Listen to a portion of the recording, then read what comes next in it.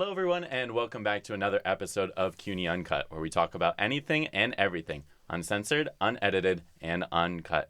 And I want to thank everybody for their continued support since the inception of the show. A lot of you have been here for a long time, and as a lot of you know, well, Rome wasn't built in a day.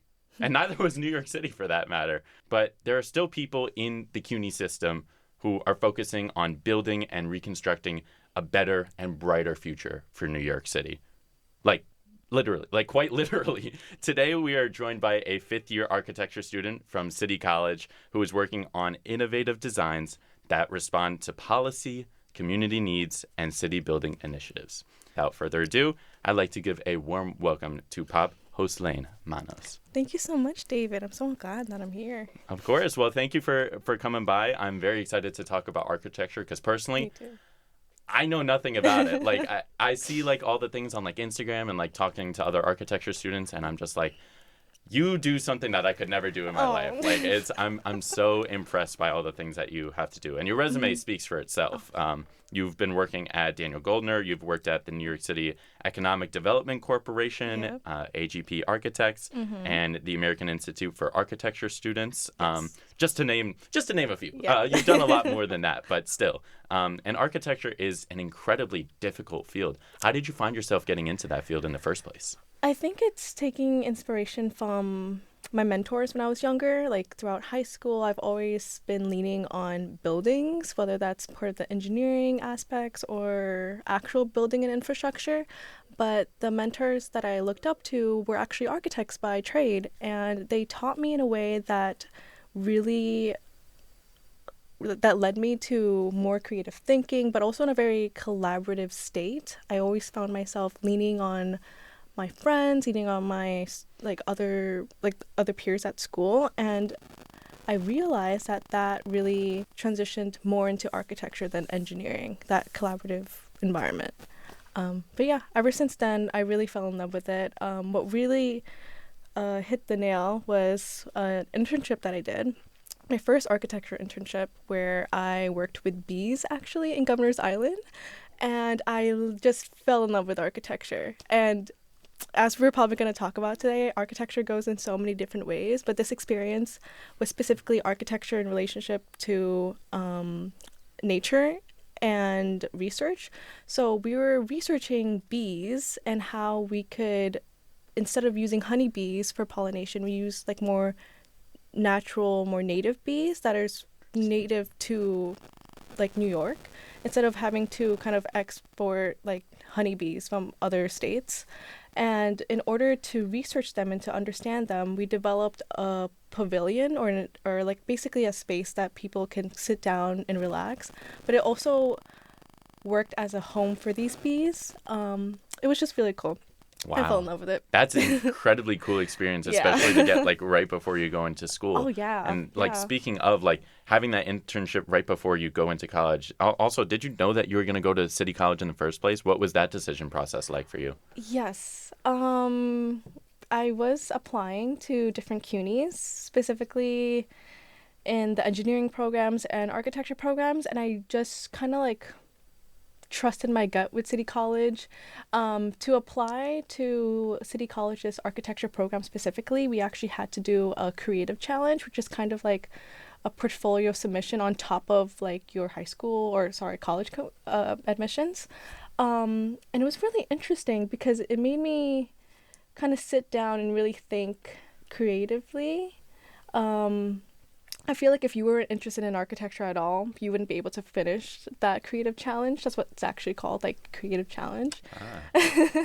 And yeah. Wow. Yeah. So then you get into City College and you've been Yes. getting kind of opportunities as they've come to you. Can you talk about what the Spitzer program, which is the architecture Yes. program at City College, and what they've done for you to help you further your career? Yes. So the Spitzer School of Architecture is a relatively smaller program than other programs in City College, but it's very, very robust.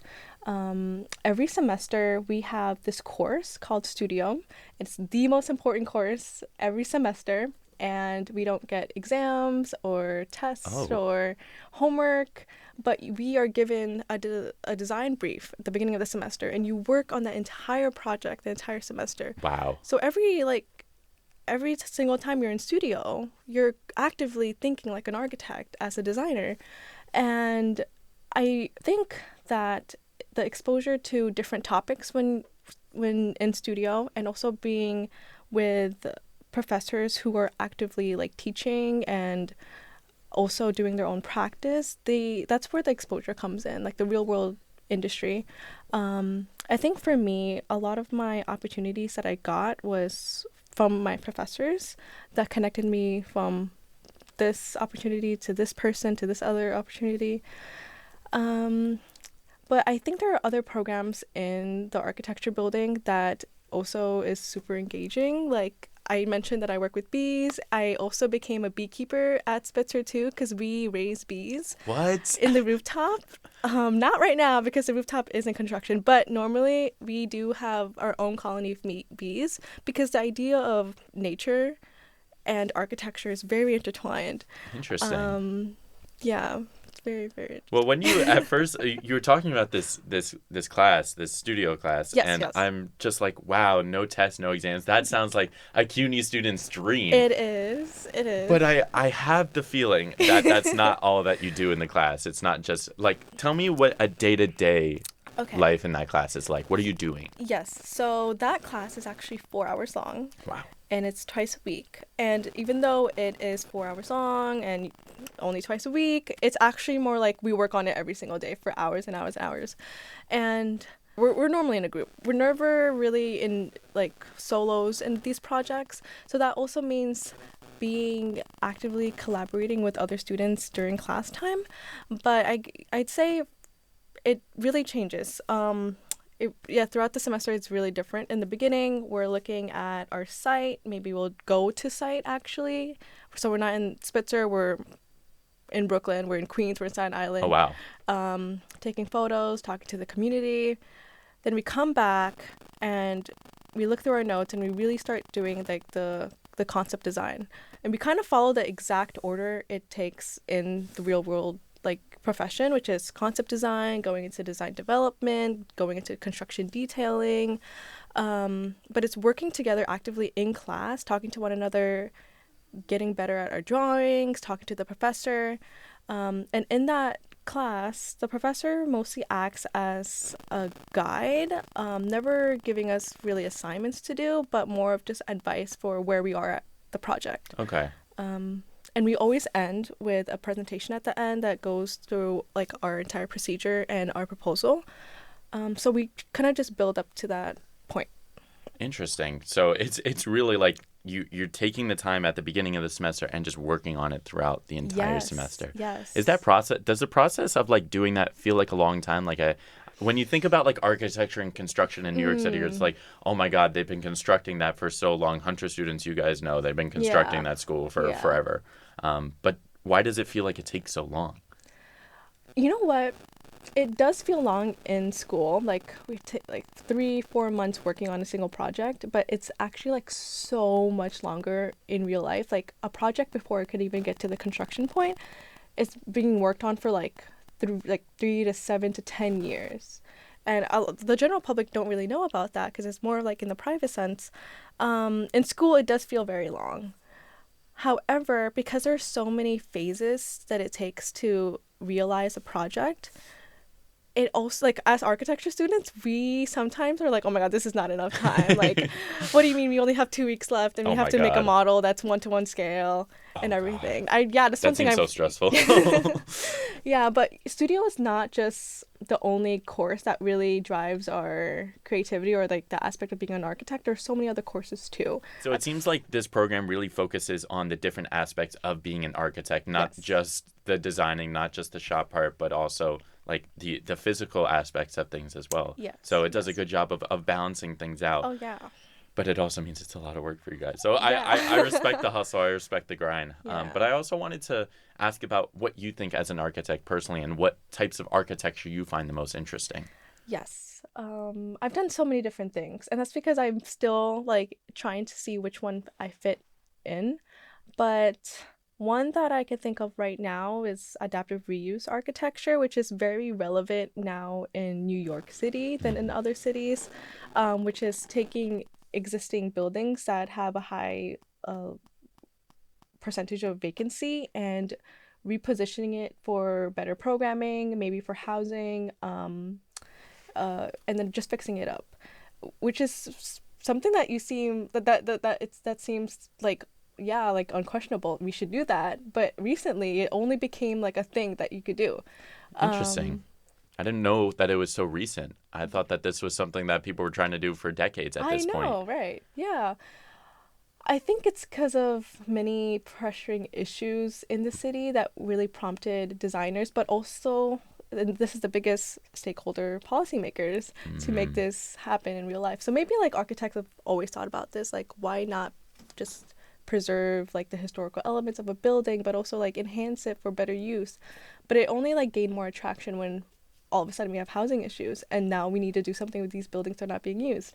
But yeah. I think that Gen Z also does a good job with it. Like, I feel like our generation is like very good about complaining. Oh yeah, yeah. It's like, I think once more Gen Z architects are kind of at the forefront of things, we'll start to see some more change. I have a good feeling about our generation as well. Yeah, yeah. I think our generation is also facing a new era basically on design. I think in the past, a lot of architects and designers have always referenced like previously, they're great architects for their new designs. But I think now we're kind of trying to think outside of the box because everything is just so different now. One aspect of it, I'd say, is the climate change and how big of an issue it is in major cities. For example, in the past, and I've only known this from talking to other alumni at City College or from City College, where they never really had courses that was focused on sustainability and designing with sustainable materials and sustainable thinking. But now that's really like embedded into our curriculum because we are the next generation that has to build elements that actually contribute to the carbon emissions. We got to deal with it. We got to deal with it, yeah. Yeah. Yeah, I think that those really go hand in hand because, I mean, from what I can see, I mean, architecture can't be cheap and building all these buildings can't be cheap and it can't be good for the climate. Yeah. For example, I had a discussion with someone yesterday on how a big issue in cities is that we're trying to make buildings so transparent and all like floor to ceiling windows, but a big issue with that is that birds keep hitting the windows because it's not a lot of reflection, and there was a huge increase on bird deaths in New York City. So a way that the architecture industry has changed that is adding like frits on the windows. I'm not sure if you've seen like dots or designs on windows. No, I haven't. Yeah, I hope it's definitely a law now, so we should see it more often. But even though that's a really great thing, it's also way more expensive to manufacture. So it's like there's pros and cons to leading a more sustainable city. Is that something that they can do after a building is built? Because I'm thinking of like all the buildings in Midtown with this problem, and I feel like that's the most prominent part of the city where it's happening, or at least bird deaths, I guess. But actually, not really. Interesting. I think that the buildings in Midtown are older, and you'll see that they have smaller they have smaller windows, and that's where the issue comes in. Is like because it's smaller windows, less light comes in, and that's why people can't live in there because they used to be commercial buildings. I think that issue with birds are more in like lower Manhattan, where you see a huge, like, for example, the World Trade Center. It's one of those buildings that are all like floor to ceiling windows. There are equally an amount of different issues in all neighborhoods in New York City, Midtown, Brooklyn, like every neighborhood I could mention an architectural issue that we are trying to face or trying to go through design. Yeah. Well, we've talked about kind of those big buildings and like all the skyscrapers where you look up and see all those things. But I think on a more personable level, like going down to like the streets and like where people live, what about that? How does that play into architecture? I think a lot of people, when I tell them I'm an architecture student, they always think, oh my God, you want to make skyscrapers and everything. But there's another aspect to architecture that's very connected to just like the human body, and that's like streetscaping or landscaping. So aside from architecture, there's a subset called landscape architecture that sometimes just focus more on like the parks, the streets that we walk at, anything that a single person can really interact with. For example, I was just walking past 34th Street near Herald Square, and like, you know, those little parks, the corner pocket parks. That's architecture. All those streetscaping, like seating arrangements that used to be where like cars could go through, is also architecture. Yeah, and that reminds me of a project that I did in Costa Rica. I know we were talking about New York, but I'm gonna shift it to Costa Rica now. And I was working through this Costa Rican and New York architecture firm called Taliken, and they had a summer studio called Fundamentals, focusing on the fun and the mental part of architecture. So in Costa Rica, I spent 3 months there working and being accustomed to a really small community that's in like a beachfront away from like tourist area. So it's very, very local, very local. And through that, we were able to understand the issues that the locals were facing, and find a way that we can create some sort of outdoor space that they can engage with. So even though that's not like a building or infrastructure, it's still architecture. Yeah, that's very important. I think like for an everyday person, nobody, not a normal person commuting to their job doesn't care about the skyscrapers that they see. They care about, okay, how is this going to affect my neighborhood? Oh, yeah. And how much like do you take that into account, like what the community needs? We take it very serious. I honestly, actually, it's very controversial to say. I think in architecture school, we are taught to take it very, very seriously. It's part of our design process to think about what the community wants and embed that into our design. And it becomes kind of even like our narrative for the design that we're going for. But transitioning into the industry, that's something that kind of gets lost. I think when we have to also deal with real estate and developers and stakeholders, then I do see a pattern where the community is no longer like a big narrative for the design, and it's more of like a secondary thought, which I think should be something that we need to work with or work to improve.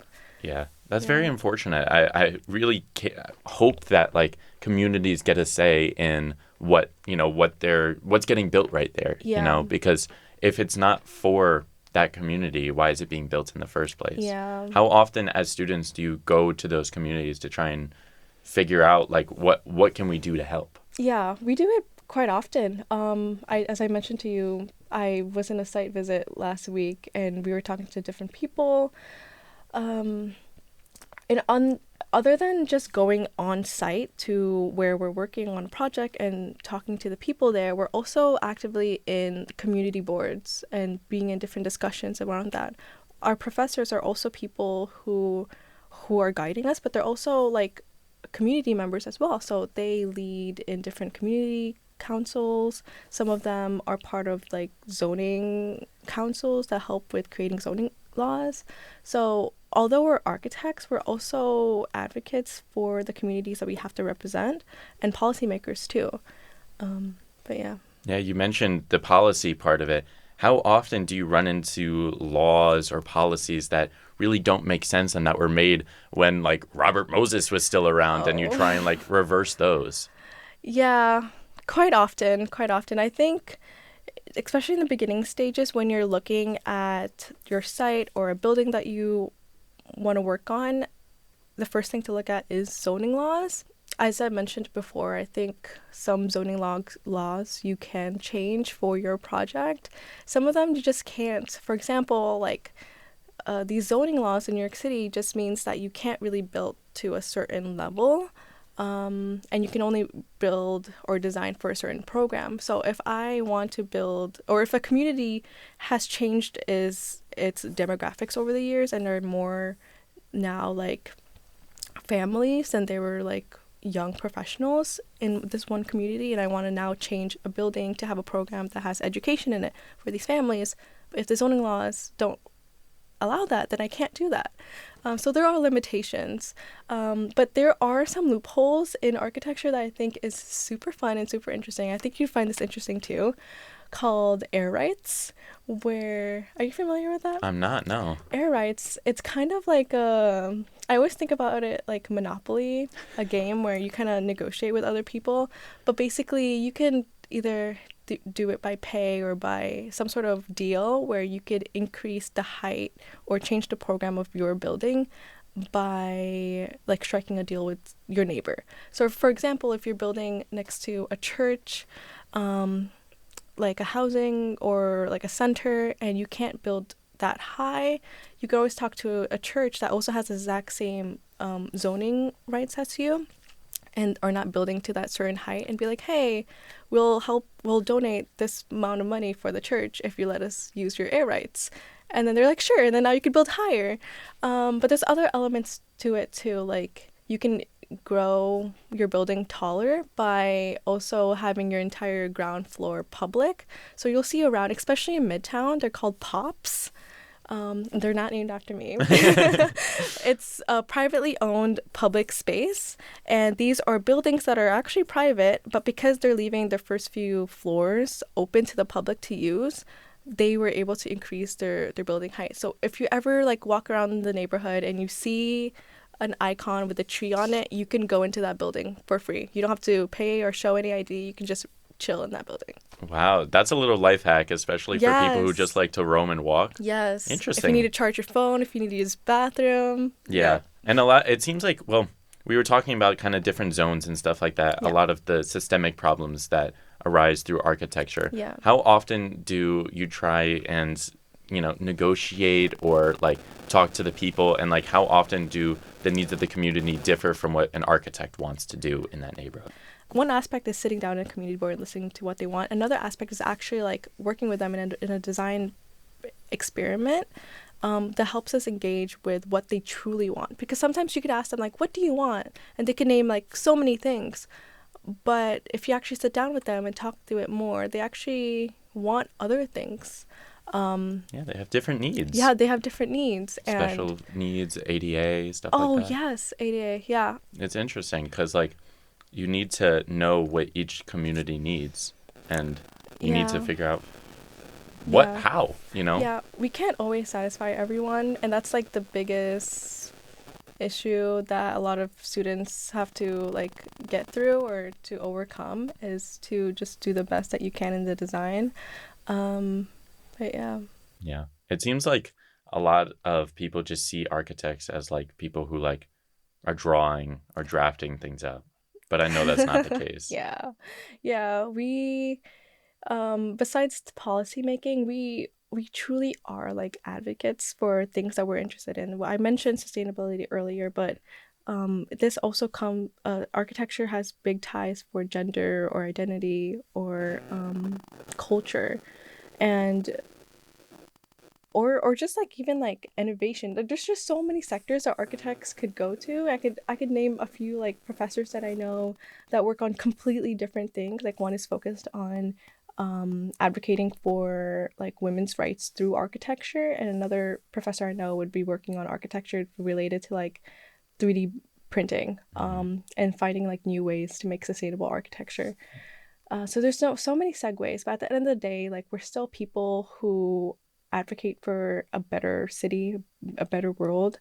We're still people that have to think about infrastructure and think about resiliency. So like floodings, all that stuff. There's just so many things about architecture than just like designing something through paper. Yeah, there's so much that goes into it. What would you say is one of the hardest aspects of architecture? I think it's proposing what you're envisioning without sounding too like Robert Moses. I think architects are really creative and they're very thoughtful, but another aspect from being like very creative, but is also being able to share that creativity. How can you inform other people about what you're thinking about a space without sounding too gentrified or too or too tunnel visioned about it? It's really being able to be a good communicator about the design. But yeah, that's something we really like learn over time in architecture school because we're always presenting. Like we don't have exams, but we're always gonna have to present in front of so many people. And Yeah, gentrification is one of the biggest issues in New York City right now, and it's something that people are so focused on and so adamant about with good reason as well. 100%. So I feel like it's very important, and I'm very happy that you and your fellow peers are going into these communities and figuring out what they need before trying to make these crazy designs. But regardless, I know that you guys all still have your own opinions about your buildings and what's your favorite and stuff like that. So do you have a favorite building in New York City? I do have a favorite building. It's 56 Leonard.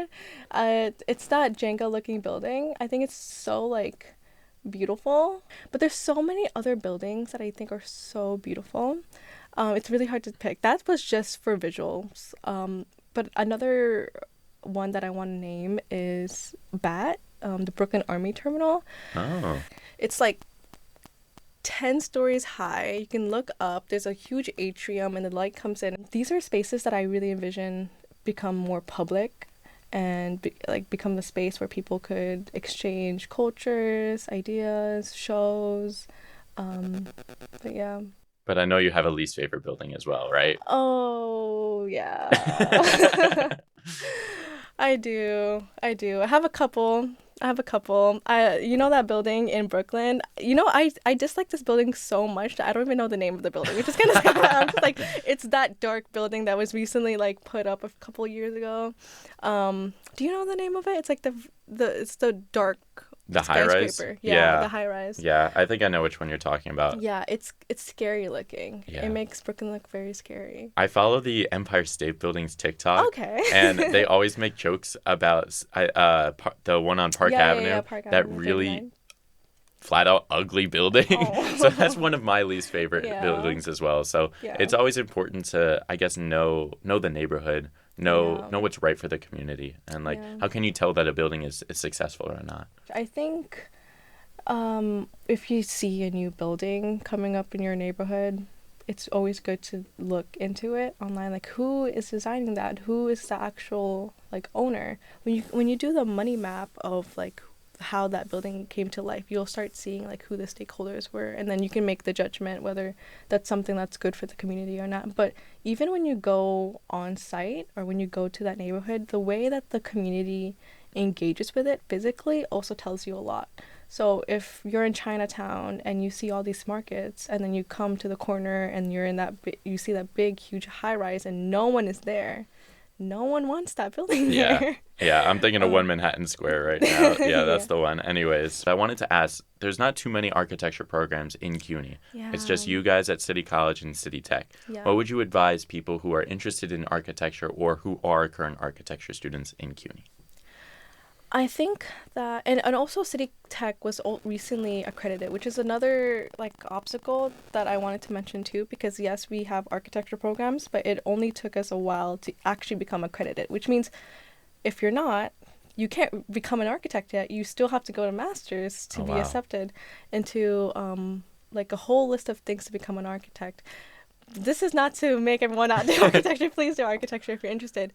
But I think each, like City Tech's program and City College's program is different, and they cater to different aspects to architecture. I think if you do a tour of City College, if you come to Spitzer, please come to Spitzer, you'll really see it in the school. The energy of these students, the energy from the administration and the teachers, like everyone loves like architecture. You will fall in love with architecture.